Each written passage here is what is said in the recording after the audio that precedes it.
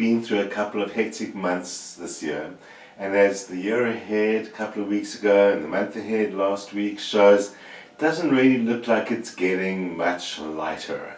So sometimes when we need to get a bit of perspective, I like to turn to our friends, the ancient philosophers, even some of the newer philosophers, to just give us a bit of perspective.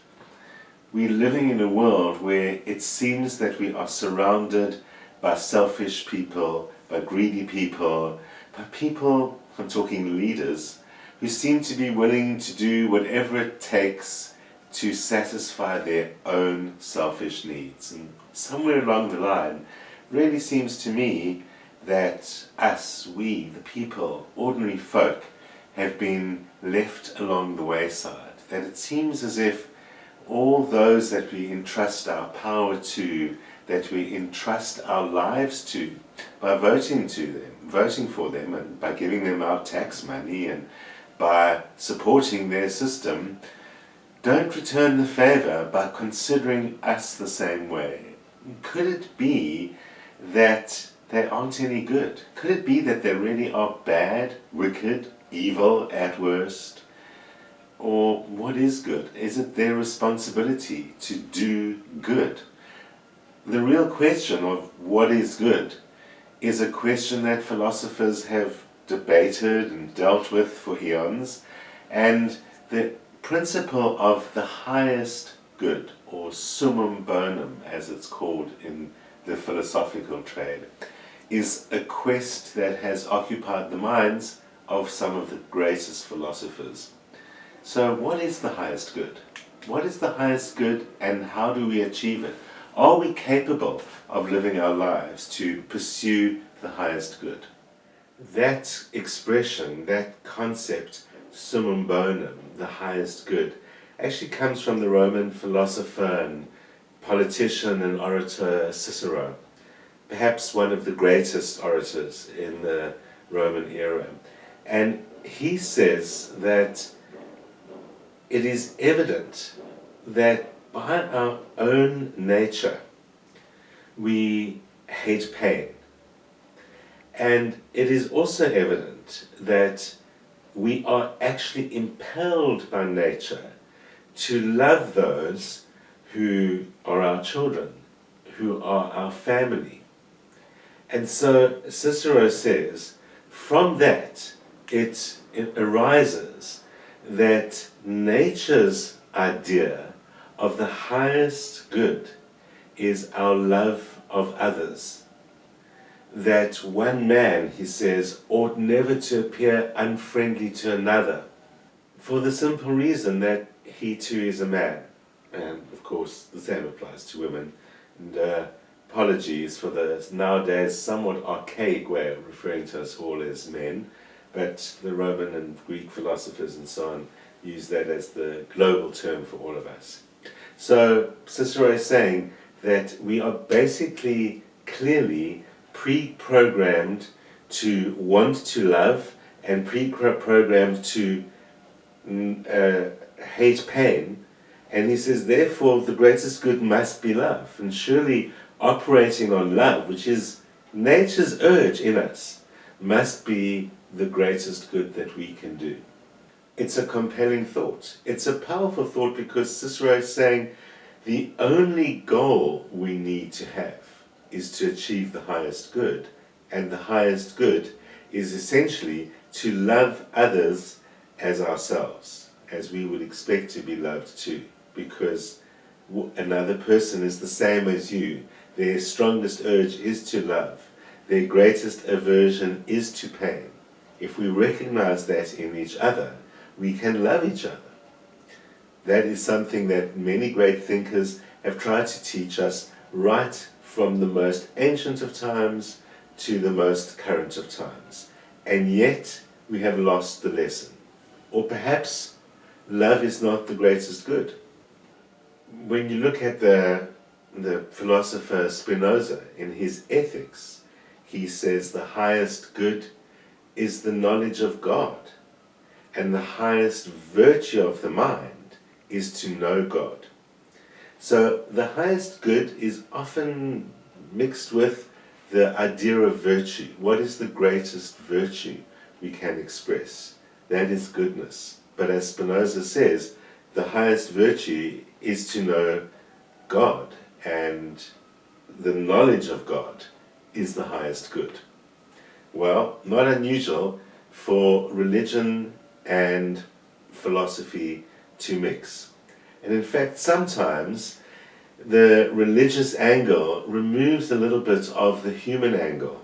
It's almost as if it says, don't bother with the human stuff, concentrate on God alone, and you will know goodness. And there are many religions that would agree with that. We can also argue, though, that God isn't always depicted the same way in different religions, and when Spinoza says the highest good is the knowledge of God, what does he mean by God? Whose God is he referring to? When we look back at the Greeks, we see the early discussion from Plato and somewhat altered by Aristotle is that the highest good is happiness. The pursuit of the highest good is the greatest virtue, the best that we can do. So Aristotle says the highest good, happiness, is pursued throughout our lives using rational guidance in accordance with virtue or excellence, by continuously trying to do the right thing, to be rational, to pursue virtue and excellence takes us towards happiness. Aristotle's view is that happiness can only be achieved through action, through doing the right thing. And that is the process that we see in all of nature as the effort to grow. Of course, we see it most in the human being. Our effort to learn, our effort to grow, and our pursuit of happiness is the greatest good that we can do. For Aristotle, the highest good must also fit into three criteria. Firstly, it must be desirable for its own sake, not for some other reason. You must seek the highest good for the sake of goodness, not for, if you've got the highest good, then you can do that. If you're very good, you're able to do. That's what Aristotle says is wrong. We must seek good for its own sake. Quite an important thought. All other goods, he then goes on to say, are desirable for that same reason, for the sake of goodness. So he's in many ways saying, seek goodness only for the sake of goodness, and all the other goods that you seek in your life, seek them for the sake of good, not for the sake of some reward or for the sake of what they are. That is quite a key thought that, as we'll see, will be picked up by other philosophers as well. But then, says Aristotle, the highest good also needs to be acted on. There isn't such a thing as goodness just as goodness. Goodness must be a form of action. If we don't set out to achieve the act of goodness, we've never achieved any goodness. In other words, he says, the highest good must be something which is the reason we act on all things. It is a product of action, not just of thought. So we seek the highest good for the sake of goodness, and we seek it through our actions. All our actions should be aimed to achieve the highest good. Their ends in themselves are not what's important. Good on its own cannot be achieved.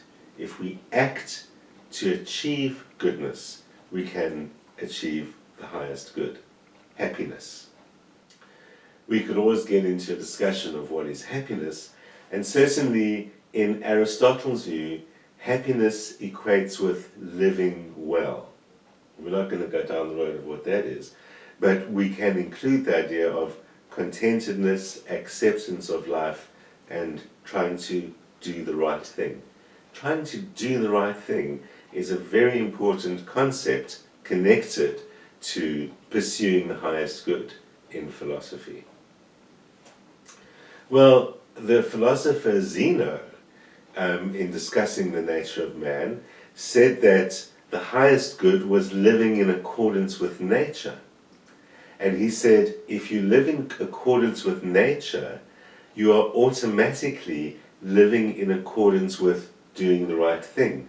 Because by itself, nature is always doing the right thing. Or in another language, we could say, nature is, by its nature, virtuous. It automatically is doing all the right things it needs to do. Therefore, if we live according to nature, we will also be virtuous. Very interesting. I mean, I'm tempted to wonder, should we include the word our? If we live according to our nature, we will always be virtuous. Well, Zeno is saying we are products, creatures of nature.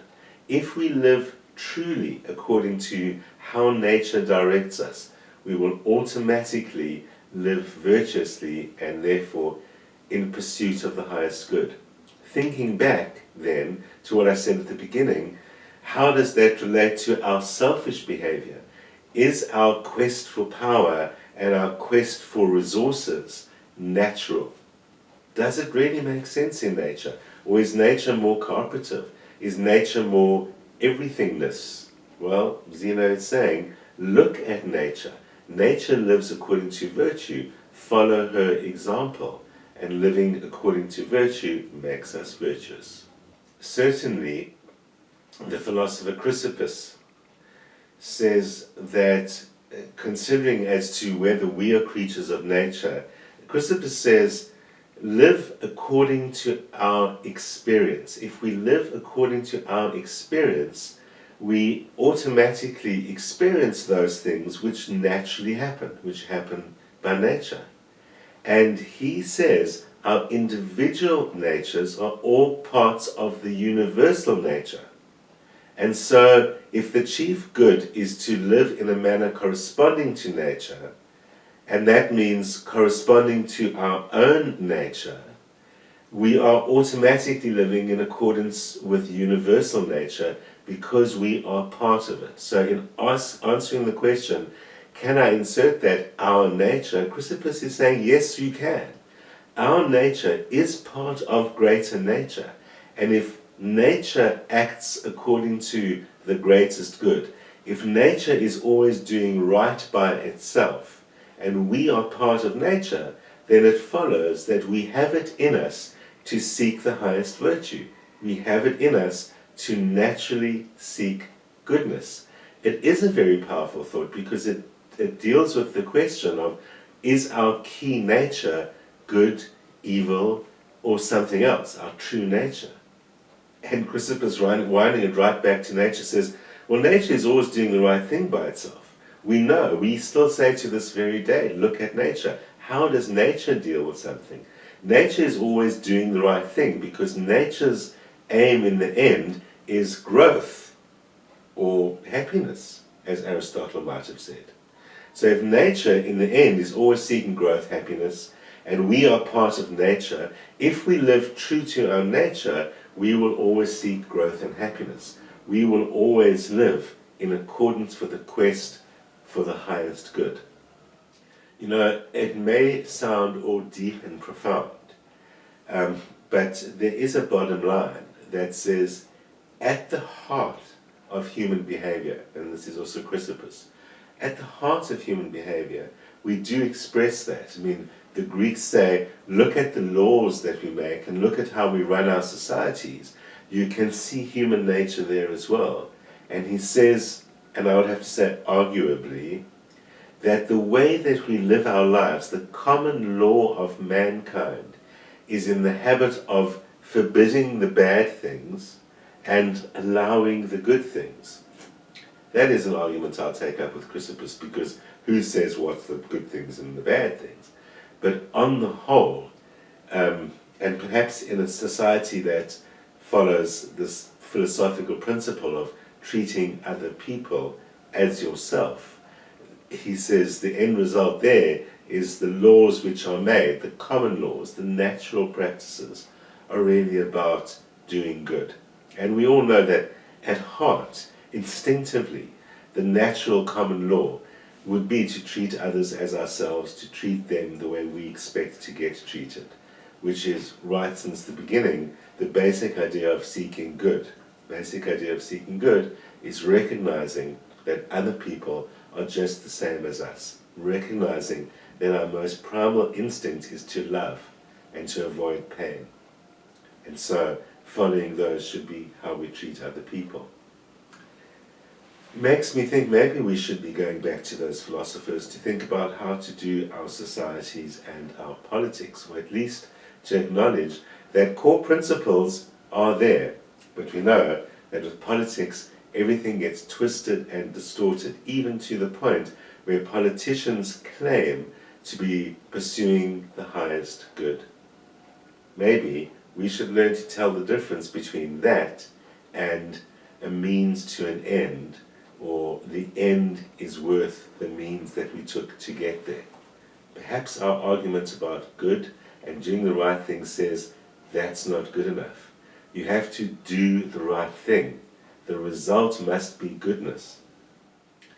Epictetus, the freed slave teacher of Marcus Aurelius the Great Stoic, said that we come into this world with no innate conception of a triangle or a note of music. We're taught what those things mean.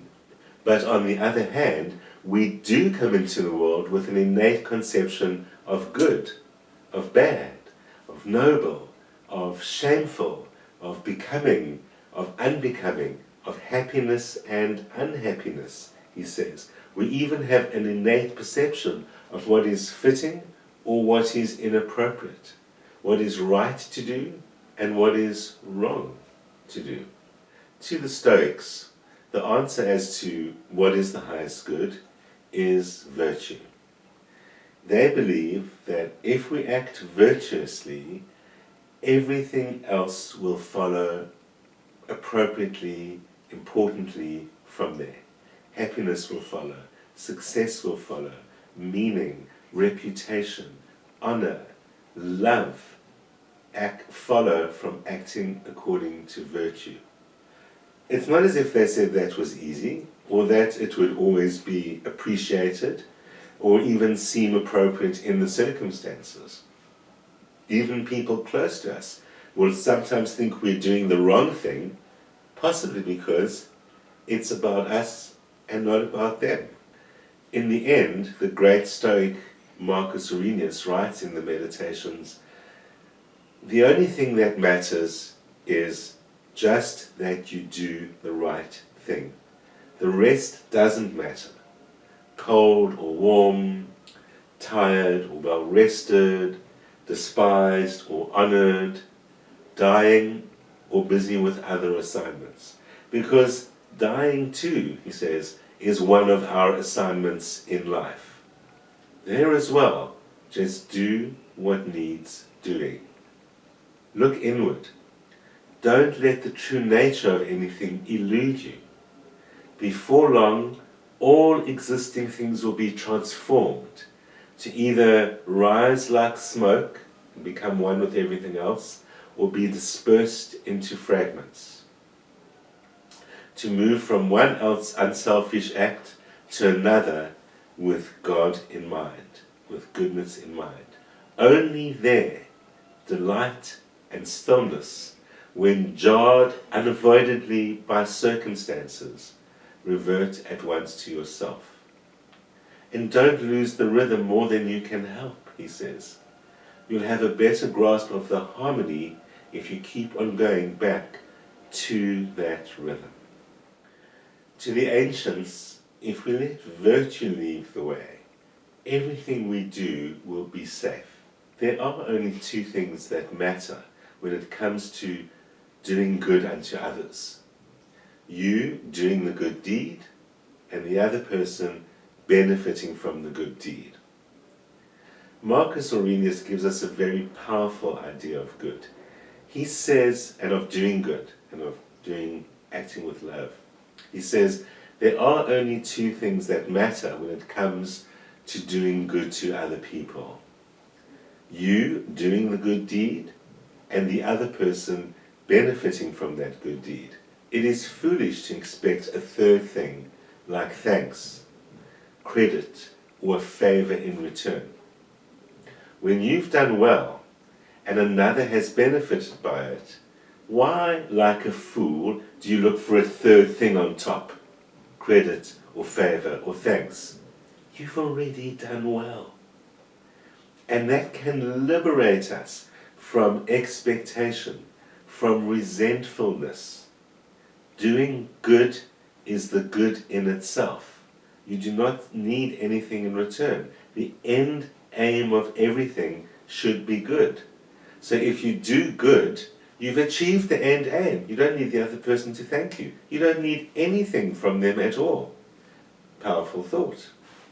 If you are content with the doing of good itself, you in the end need pretty much nothing from the world.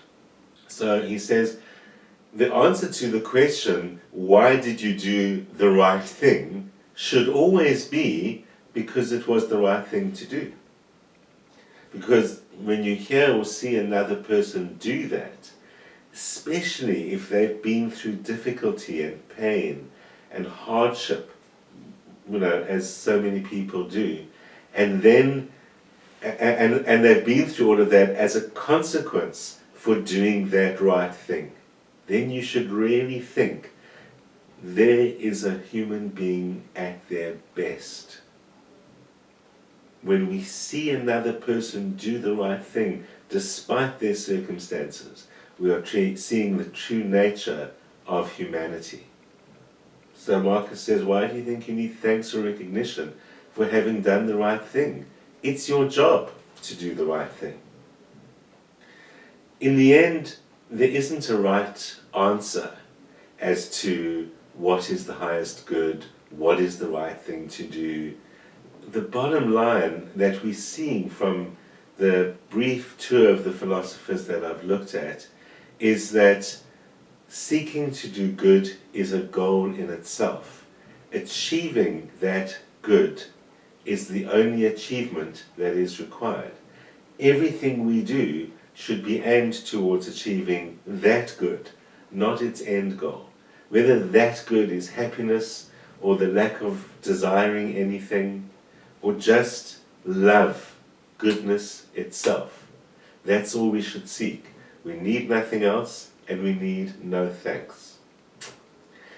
Is it easy to live that way? I'm going to finish by reading one of everybody's favorite pieces from Marcus Aurelius, which you've heard me mention before, which he says to us how to live your daily life so that you've got a better chance of getting there.